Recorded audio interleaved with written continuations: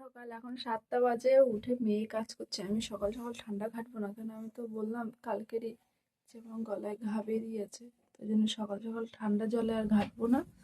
উঠে মেয়ে কাজ করছে, বেশি কাজ নেই, ঘরটা ঝাড় দেওয়ার বিছান তোলা না। রাতে ওরা দুজন খেয়েছিল, আমি এই দুদিন টোটালি ভাত জল কিছু খেতে পারছি না, না খাওয়ার মতন খেয়ে আছি।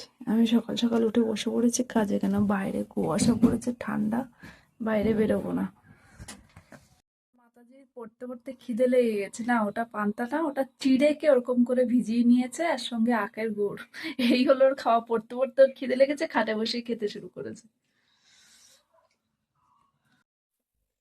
কালকে যে বাড়ির কাজ করিনি, অনেক থালা বাসন পড়েছে, আমার শরীরটা একদম চলছে না। মেয়ে কালকে সব করেছে, আজকে আমাকে করতে হচ্ছে। বাথরুমে দেখাচ্ছে একটু পরে কতটা থালা বাসন পড়েছে। বেল পেয়েছি, দেখো এই গাছটা। বাবা কই? বাগানে?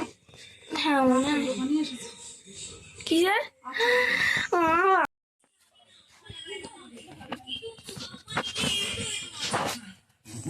চিয়া চাটনি আগে ফোন ধরেছি, চিয়া চাটনি এটা কিসের আচার? তো রকম আচার দেখে লোভ লাগছে, বলবে আচার দেখে। কালকে রান্না করে উনুনটা ভেঙে গেছে, আমি ঠিক করছি, আর ওদিকে বেলের শরবত করছে এই যে মেয়ে। এখন খুদকেশরীর পাতায় বাচ্চা চুলে মাখবে বলে।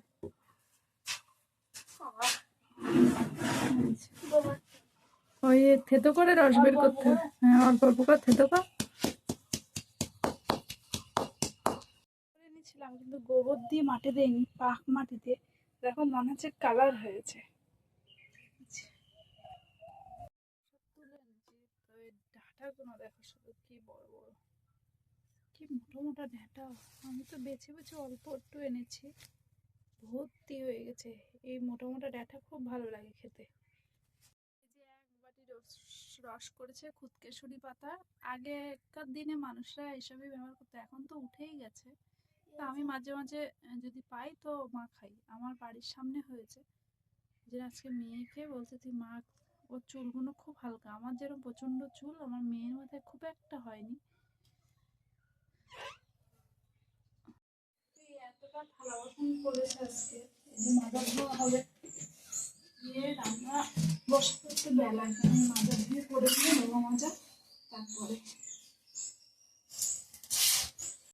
রান্না। এই সবে চাল ধরালাম, রান্না হবে ডিম ভেঙে আলুতে তরকারি, ওদিকে পালং শাক। অনেকটাই বেলা হয়েছে, রান্না বান্নাটা করে নিই, আর এই সময় তোমরাও রান্না করে নাও। তারপরে চান দান করে রেডি, রান্না বসিয়েছি। আমার চোখ দুটো দেখো, একদম শরীর ভালো যাচ্ছে না, তার মধ্যে গলায় ঘা বেরিয়েছে। কি করবো, সংসারে পড়ে থাকলে তো কেউ করার নেই, ছেলে মেয়েগুলো খুবই ছোট, তাই আমাকেই সব করতে হবে। তোমাদের দাদাভাই তো বাড়ি থাকলে হবে না। মধ্যবিত্ত ফ্যামিলির একটাই মানে এটাই জীবন, কষ্ট হোক দুঃখ হোক নিজেকেই সহ্য করতে হবে, আবার নিজেকেই শক্ত হয়ে দাঁড়াতে হবে, কিচ্ছু করার নেই। যাই হোক, রান্না করে নেই। আমার মা জানে আজকে লুঙ্গি পড়েছে, ওই জন্য দৌড়ে পালাচ্ছে। তরকারি সব হয়ে গেছে, ভাতটা এবার উপর দেবো, রান্না বান্না কমপ্লিট হয়ে গেছে। এখন 7টা বাজে, সন্ধেবাতি দেওয়া হয়ে গেছে, ছেলেই বেরিয়ে যেতে পড়তে, মেয়ে বিকেলে পড়াচ্ছিল, মেয়ে চলে গেছে, আর আমি কাজে বসেছি। ওই জন্য পাইনি 5 টাকা। এই যে মেয়ে পড়ে বাড়ি চলে এসেছে, এখন 7টা বাজে, ছেলে গেছে, ও বাড়ি এসেছে, আমি কাজ করছি।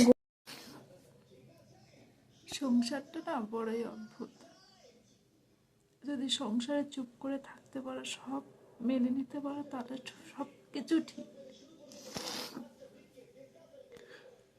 আর যদি সব কিছু মেনে না নিতে পারো, তাহলে তুমি ভুল। এটাই হলো সংসার।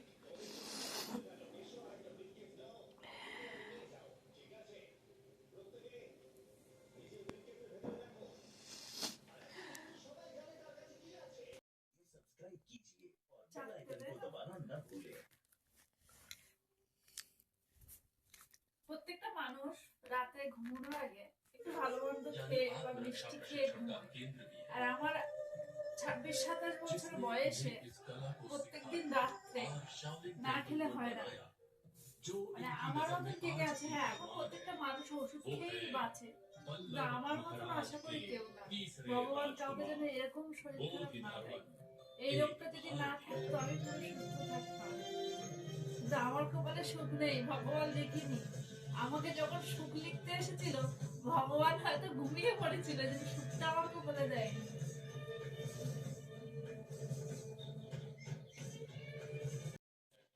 साम्राज्य का युद्ध प्रशिक्षण केंद्र। जब दूसरे देशों में नरबली का दौर चल रहा था, तब हम विभिन्न प्रकार के जानलेवा रोगों আজকে ব্লগটা এ পর্যন্ত। খাওয়া দাওয়া কমপ্লিট। আজকে কাজ করবো না, শরীর একদম চলছে না, इन सभी এবার कलाओं के ঘুমাবো। साथ আজকে साथ ব্লগটা এ পর্যন্ত। সবাই ভালো विद्या থেকো, के भी সুস্থ থেকো। महारथी थे। আবার দেখা হবে নতুন ব্লগে।